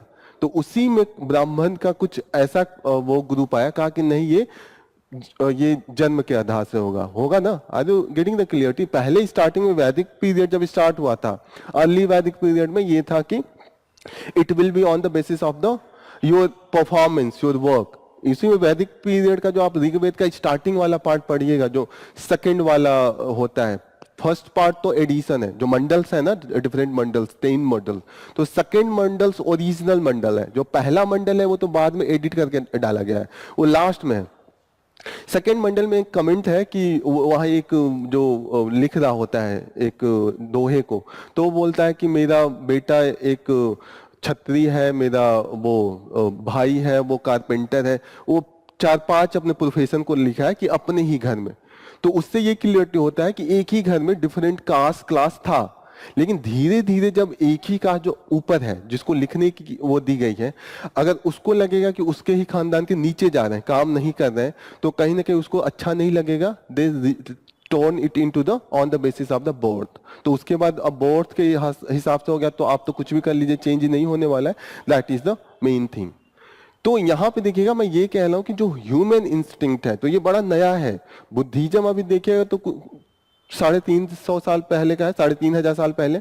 तब हमने कहा कि हम मारेंगे नहीं, वेजिटेरियनिज्म उसके बाद है। जब बुद्धिज्म इतनी तेजी से फैला कि ब्राह्मणिज्म गायब हो गया, China, Japan, south Korea, everywhere Buddhism, क्योंकि ये कॉन्सेप्ट ही इतना बेहतरीन था कि सब एक है। और उस समय लोग परेशान थे ये ऊंच नीच से, तब तक अनटचेबिलिटी भी आ गई थी। तो totally people shifted to the Buddhism. अब ब्राह्मणिज्म को लगा कि हम सरवाइव नहीं कर पाएंगे, तो उन्होंने कॉन्सेप्ट दिया कि हम इससे भी ज्यादा आगे एक स्टेप जाएंगे। बुद्धिज्म में नॉनवेज खाने को नहीं मना किया था, उन्होंने क्रूएलिटी को मना किया था कि मारो नहीं। लेकिन नॉनवेज तब भी था कि यू कैन यूज। खुद बुद्धा खाते थे, लास्ट में वो मरे भी थे कुशीनगर में। उन्होंने जिस दिन मरे थे उसके पहले पिग का मीट खाया था, ऐसा माना जाता है। जब आप ये पढ़ेंगे बुद्धा की लाइफ, बुद्ध यही कुशीनगर बगल में है अपने, ठीक है। तो वहां पे वो एब्सोल्यूट वेजिटेरियनिज्म की बात नहीं कहते। उन्होंने कहा था कि ऐसे जो मास किलिंग होती है, जो आप बलि के लिए 10-10 गाय बकरियों को एक साथ काट देते हैं, पहले बलि में यही होता था ना कि एक साथ 10 भैंस 10 गाय ऐसे को आप काट रहे हैं, ठीक है। तो इस चीज को मना किया था। उन्होंने कहा था बी काइंड, लेकिन वहां पे भी खाने को लेके। लेकिन उसके बाद ब्राह्मणिज्म जब अपने आप को रिवाइज करना स्टार्ट किया, तो उन्होंने कहा कि हम एकदम टोटल वेजिटेरियनिज्म की तरफ जाएंगे, कि हम एकदम नहीं खाएंगे। थोड़ी सी प्योरिटी लाने की कोशिश हुई थी। क्लियर हो रहा है ये? तो हम सिर्फ 3500 साल पहले से वेजिटेरियनिज्म जो भी चीजें कह रहे हैं कर रहे हैं। तो कहीं ना कहीं ह्यूमन का नेचर धीरे धीरे ही बदलना ही पॉसिबल है। एक सडन चेंज नहीं, एथिक्स नहीं है लोगों में। एथिक्स नेचुरल नहीं होता है, एथिक्स सिखाना पड़ता है। एक समाज आप बनाते हैं, जैसे होता है ना कि हम जो ह्यूमन है, we are the social animal. Animal तो है ना अभी भी। सोशल एनिमल का मतलब धीरे धीरे हम सोसाइटी को एक अरेंज रूप में जीने की कोशिश कर रहे हैं। That is the main thing. Next news, मैं आपको हिस्ट्री पढ़ाने लगा हूं इसी में। बाकी सब रिपीटेड न्यूज है। There is no new news जो कंटिन्यूसली बात हो रही है कि हम डेवलप्ड कंट्री 1947 तक बनेंगे, तब तक हमें 30 ट्रिलियन इकोनॉमी बनना है। लेकिन ये ओवरऑल डिस्कशन ये है कि भाई कुछ भी आप इकोनॉमी बना लीजिए, 30 ट्रिलियन, 300 ट्रिलियन या 3000 ट्रिलियन, जब पैसा डिस्ट्रीब्यूट होगा तभी तो समाज सही होगा। क्योंकि बायस नेचर नहीं है। तो आपको मेन फोकस करना है कि भले ये ट्रिलियन घटा दीजिए, जो डिस्ट्रीब्यूशन है, जॉब है क्रिएशन या डिस्ट्रीब्यूशन ऑफ वेल्थ है, we should focus on all this area. फिर इन्होंने कहा कि ये 30 ट्रिलियन आप पहुंचने के लिए भी काफी मशक्कत करना पड़ेगा, क्योंकि इंडिया का कंपटीशन कई कंट्रीज से है जो already they are performing well in the different area. जैसे एशियन टाइगर्स जो साउथ ईस्ट एशिया के कंट्रीज हैं उनको कहा जाता है। तो ये बार बार डिस्कशन चल रहा है, that is the main thing, हम इसको डिस्कस कर ही रहे हैं। ओके, यहाँ पे जो बांग्लादेश में अभी तक कंटिन्यूसली लड़ाई चल रही थी कि इलेक्शन प्रोसेस सही से नहीं चल रहा था, चौथी बार इन्होंने जीत लिया था, फिर वहाँ पे जो इलेक्शन कमीशन ऑफ जो बांग्लादेश है उस पर थी कि मेनली यही लोग परफॉर्म कर रहे हैं, तो इस सब चीज को काफी दिक्कत था, ये होना ही था। अब बताइए, वो उसको जो मोहम्मद यूनुस है, ग्रामीण बैंक को स्टार्ट किया था, नोबेल मिला था, काफी वो इनिशिएटिव काफी अच्छा माना जा रहा था, और आप उनको कह दें कि नहीं नहीं ये करप्शन में इन्वॉल्व है, वहां के लोग खुश हैं। आर यू गेटिंग ना, कि आप कहीं ना कहीं इतना ज्यादा आप एक्सट्रीम में नहीं जा सकते हैं कि वहां की जो स्कॉलर्स है, कोई भी अथॉरिटेरियन गवर्नमेंट होती है वो किसके पीछे पड़ती है, वहां के एजुकेटेड क्लास को। एजुकेटेड क्लासेस ट्रूथ बोलता है ना। आम जनता, अभी भी आम जनता से आप पूछिए तो उनको लगता है कि जो अथॉरिटेरियन रूल है वो सही है, कि वहां पे उनको लगता है डिसिप्लिन आ जाती है। होता है ना, डिसिप्लिन तो आ ही जाएगी जब अथॉरिटेरियन रूल आएगा। जब इमरजेंसी भी लगी थी तो कुछ टाइम के लिए ट्रेन एकदम टाइम पे चलने लगा था, कुछ टाइम पे करप्शन गायब हो गया था। लेकिन किस कीमत पे आया था, किस कीमत पे आया था कि आप किसी का विरोध नहीं कर सकते हैं, आप पॉलिटिकल पार्टी का नहीं कर सकते। कुछ दिन तो लोगों को अच्छा लगा, उसके बाद क्या हुआ कि उन्हीं लोगों पे जबरदस्ती स्टार्ट हो गया। जो आम जनता, जबरदस्ती बुला के नसबंदी करना, जवान जवान लोगों को उठा के ले जाते थे, 18 साल के बच्चे को ले जाके नसबंदी कर देते थे। तो कहीं ना कहीं लोगों को लगा कि कहीं जो भी प्रोसेस होना चाहिए, अच्छा भी चीज है तो with help of the people होना चाहिए, इन्फोर्स नहीं करना चाहिए। जैसे संजय गांधी को क्या लगा था, संजय गांधी को किसी ने बता दिया था कि इंडिया का जो मेन दिक्कत है वो पॉपुलेशन कंट्रोल है, इंडिया तुरंत डेवलप्ड हो जाएगा, पॉपुलेशन कंट्रोल कर लीजिए। तो he started all this thing, family planning जबरदस्ती इंपोज करना है। लेकिन लोगों को आप नहीं समझाएंगे, लोगों में ये चीजें नहीं जाएगी कि आप समझा के चीजें कराइए ना, तब तक लोग कहीं ना कहीं इसका निगेटिव इंपैक्ट आता है। तो that is the main thing. ठीक है, इस पे अभी बहुत से न्यूज आने वाला है, ये मसला मुझे लग रहा है 1 महीने न्यूज में रहेगा। तो जब अच्छा आर्टिकल आएगा तब हम लोग उसको डिस्कस करेंगे, अभी तो रिपीटेड न्यूज है। वेनेजुएला कंटिन्यूसली पढ़ रहे हैं, क्या पढ़े हैं, 2-3 दिन से हम लोग पढ़ रहे हैं ना, ये 2-3 बार डिस्कस कर चुका। आप लोग बताइए, आज के न्यूज में रिपीटेशन ज्यादा है इसीलिए मैंने ज्यादा कवर नहीं किया। वेनेजुएला में क्या चल रहा है, वेनेजुएला के चारों तरफ के कंट्रीज कौन कौन थे, एक दिन मैंने कराया था, बताइए।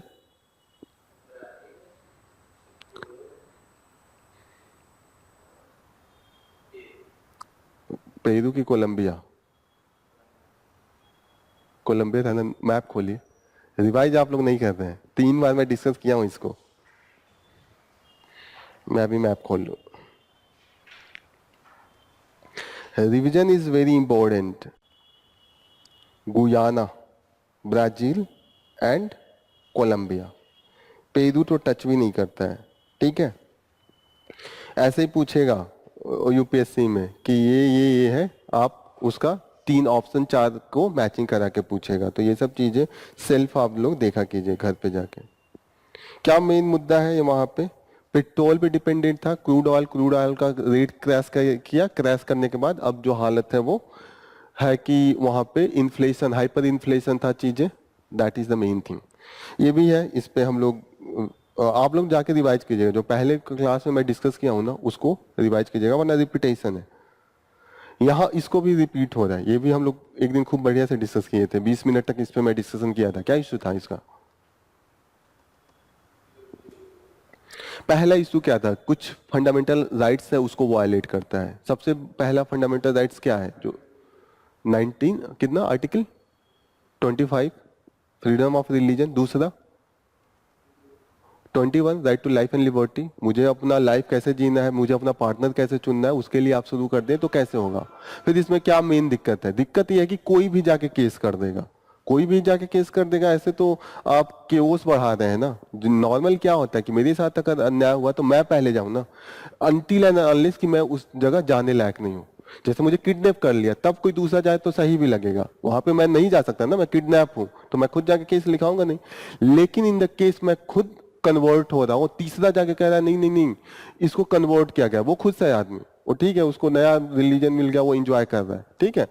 तो यहाँ पे दिक्कत होगा कि ऐसे में केसेस बढ़ेगा और दूसरा इम्पोज करना स्टार्ट करेंगे। तीसरी चीज ये है कि पहले नोटिफिकेशन में सबको बताइए शादी करने के पहले कि किसी को अगर दिक्कत है तो वो आके वो विरोध करेगा, वो अपना कंप्लेन करेगा। तो ऐसे केसेस में ऑलरेडी मुश्किल है, तो वो जितने भी इंटर मैरिज रिलीजन है वो कहीं ना कहीं होगा। जैसे गवर्नमेंट, ये सारी गवर्नमेंट यही कहती है कि हम कास्ट रिलीजन ये सब मिटाना चाहते हैं, लेकिन उसके लिए मिटाने के लिए आपको प्रमोट करना पड़ेगा ना।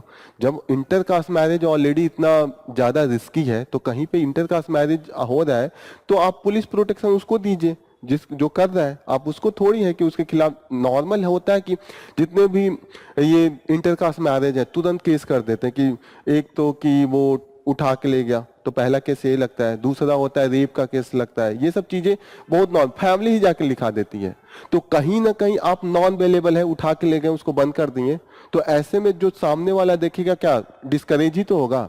ओवरऑल अगर आप सोसाइटी में इक्वालिटी लाना चाहते हैं तो inter caste and inter religion marriage is most important, क्योंकि तभी रियल में चीजें चेंज होगी, वरना लोग आपस ग्रुप में बटे रहेंगे। That is the main thing. Society इसको एक्सेप्ट करने को नहीं तैयार है।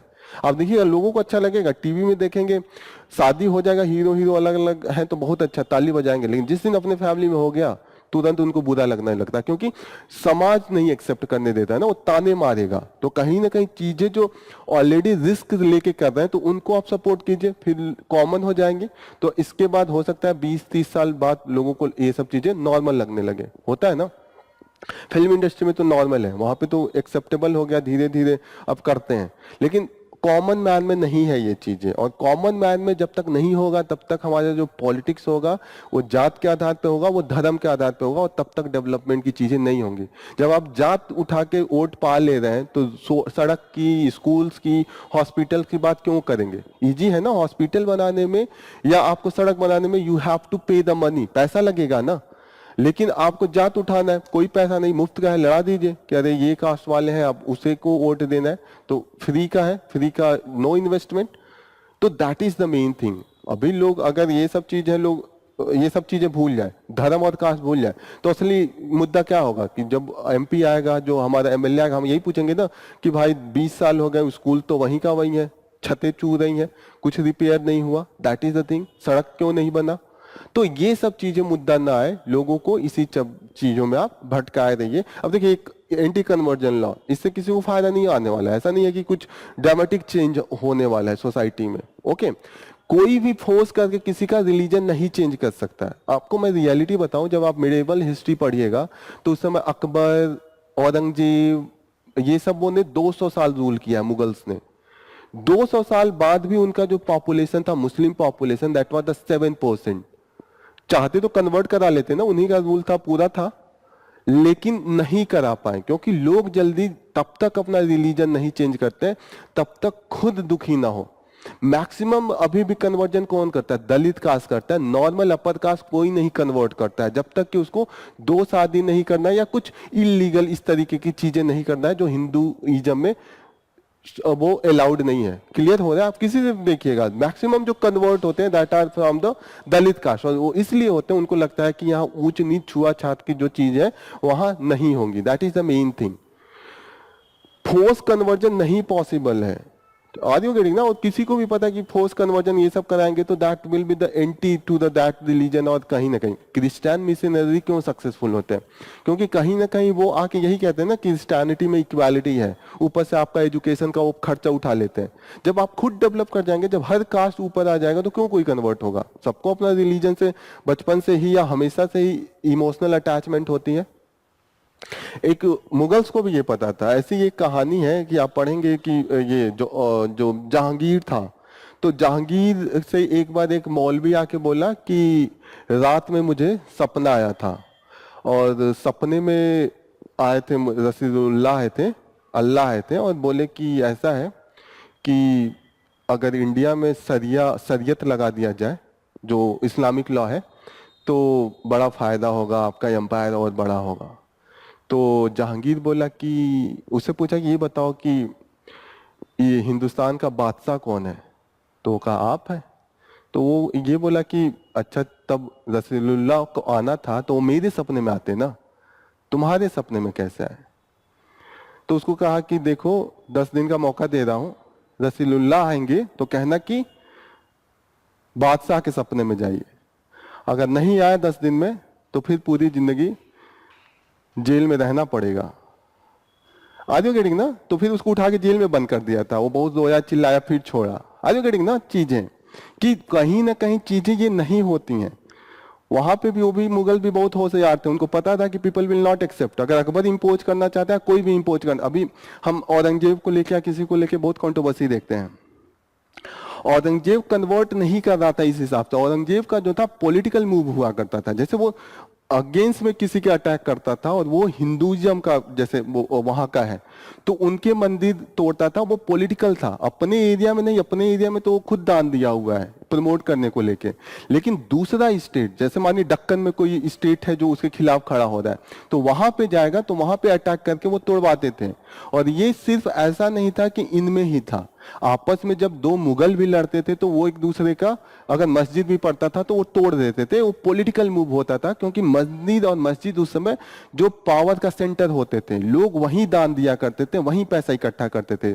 आप बताइए अगर गोरी ने अटैक किया, मोहम्मद गजनी ने, तो सोमनाथ पे क्यों अटैक किया? क्योंकि जितने भी आम जनता को लगता था कि मंदिर है, भगवान साक्षात है, तो वो हमारे पैसे की रक्षा करेंगे, तो वो लोग घड़े में भर के अपने सोने वोने ले जाके वहीं रखते थे। और उस समय के जितने भी वो जो प्रीस्ट होते थे जहाँ के भी, वो इतने घपलेबाज होते थे कि लेके सब अपने, अब मर गया वो आदमी, बूढ़ा हो गया, वो लेने थोड़ी जाएगा, जो जिंदा है उसको देते थे, कुछ आधा आधा जीते थे। तो जो टेम्पल्स थे या जितने भी मॉक्स थे वो पावर के सेंटर थे, सबसे ज्यादा धन इन्हीं के पास होते थे। नॉर्मल उस समय तो बैंक था नहीं, लोग यही सोचते थे कि यहाँ भगवान अच्छा करेगा, हम यहीं पे जाएं देख के आए, वहीं पे नीचे जमीन में रखें। दैट्स वाई जितने भी अटैक होते थे उस समय में बाहरी, तो वो पैसा लूटने आते थे। पैसा लूटने के सेंटर कहाँ आते? मंदिर।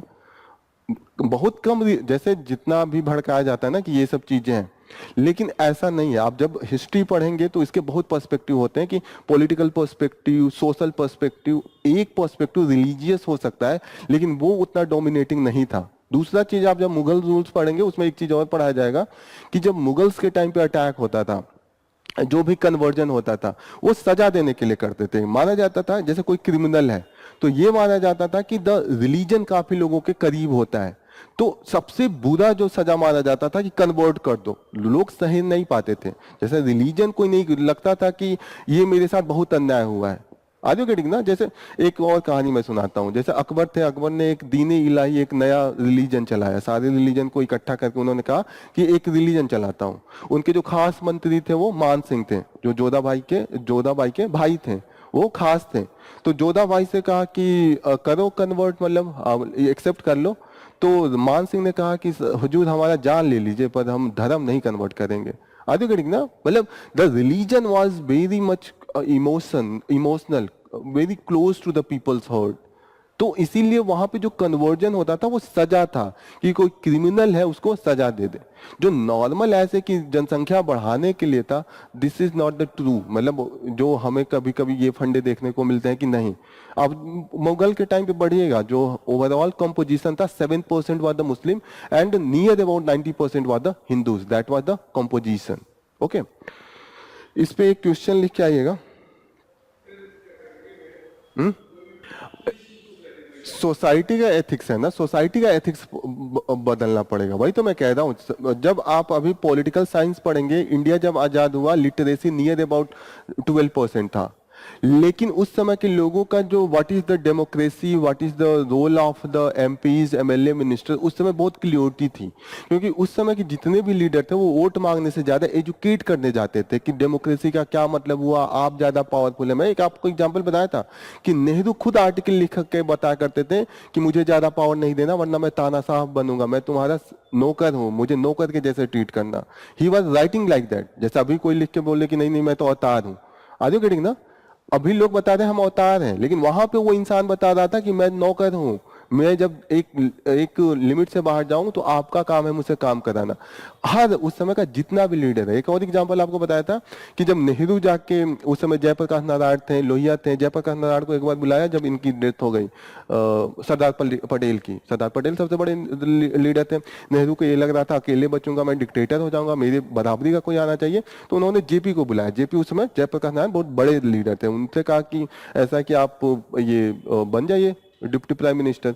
तो नहीं, जेपी ने कहा कि तुम्हें क्या लगता है कि मैं इतना आजादी की लड़ाई इसीलिए लड़ा था कि ये पोस्ट लूं, मिनिस्टर बनूं? तो वो जाके नागाओं लैंड में इंटीग्रेशन करा रहे थे, लोगों को समझा रहे थे कि एक देश बने। इंटीग्रेशन जितना भी दिखता है बहुत लोगों का हाथ है, जेपी का बहुत बड़ा हाथ है। JP was working on the ground कि लोगों का इकट्ठा करवाना, दो ग्रुपों में, ट्राइबल में, ये सब कराना। तो उस समय जो लीडरशिप थी किसी का भी, मैं कहूँ उस समय अपोजिशन में भी जो थे, जैसे आरएसएस के जो माने जाते हैं कि मेन ये संघ श्यामा प्रसाद मुखर्जी थे। श्यामा प्रसाद मुखर्जी देखिए कहीं ना कहीं इतने ब्लाइंडली नहीं फॉलो कर रहे थे कि हिंदुइज्म का सब कुछ होना चाहिए। जब बात आने लगी लैंग्वेज का, जब उस समय एक नारा लगने लगा कि हिंदी हिंदू हिंदुस्तान, ऐसे नारा लग रहा था कि हिंदी लैंग्वेज होना चाहिए, तो श्यामा प्रसाद मुखर्जी खुद उठ के विरोध किए। Despite he was from the Jansangh के होने के बाद भी उन्होंने कहा कि बंगाली मुझे बहुत प्यारा है। वो बंगाल के थे। He was opposing for the Hindi imposition. उन्होंने कहा कि हर एरिया का लैंग्वेज का उतना ही रिस्पेक्ट होना चाहिए जितना कि हिंदी हॉटलैंड का होना चाहिए। तो लीडरशिप था ना वहां का, किसी को भी देखिए। पहली बार ऐसा हुआ था कि जो नेहरू का गवर्नमेंट था उसमें हर पार्टी के लोग थे। श्यामा प्रसाद मुखर्जी जनसंघ के थे, अंबेडकर ही वाज फ्रॉम द इंडिपेंडेंट, विरोधी थे एकदम नेहरू के, फिर भी उनको लॉ मिनिस्टर बनाया था। तो जो पहला हमारा कैबिनेट मिनिस्ट्री बना था, that was representing the whole India. वहां पे एक पार्टी को लेके नहीं चल रहे थे। तभी तो जब इंडिया आजाद हुआ, जितने भी चर्चिल बोला कि आप रुकिए 10 साल देखें, यहाँ पे कुछ नहीं तो 30 देश बनेंगे, इतनी डाइवर्सिटी है। वो कह रहा था यूरोप से भी ज्यादा पार्ट यहाँ बनेंगे, लेकिन नहीं बना। और स्ट्रांग हो गए हम, क्योंकि हमने उस तरीके से चलाया, हमने डेमोक्रेसी सिखाया। डेमोक्रेसी रहती है तो आप भले रूल 5 साल 7 साल करते हैं, लेकिन चीजें कंटिन्यूटी चलती हैं। अब बांग्लादेश का क्यों ये हाल है? आप भले हार गई होती पिछली बार आप, लेकिन चीजें चलती ना कंटिन्यूटी में, फिर आप 5 साल बाद आ जाती। अभी तो है डेथ हो जाता है, मार देते हैं, होती है ना मास किलिंग। इनके फादर को भी तो मार दिया था 1975 में। तो चीजें ये है कि डेमोक्रेसी रहना किसी भी नेशन के लिए लॉन्ग टर्म के लिए फायदा है।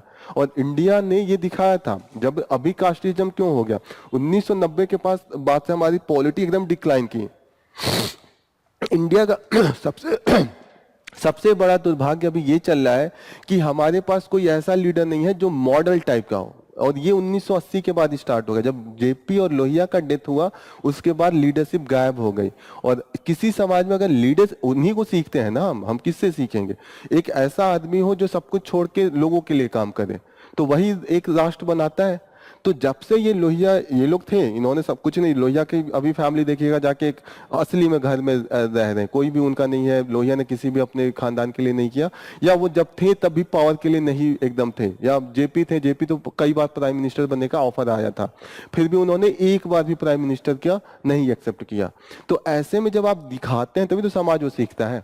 आप कुछ और बोल के आप कुछ और कहीं कैप्चर करने लगते हैं। आप बोलते हैं हमें पावर से प्यार नहीं है, और पावर में ही रहने के लिए आप पूरा खेल खेलने लगते हैं।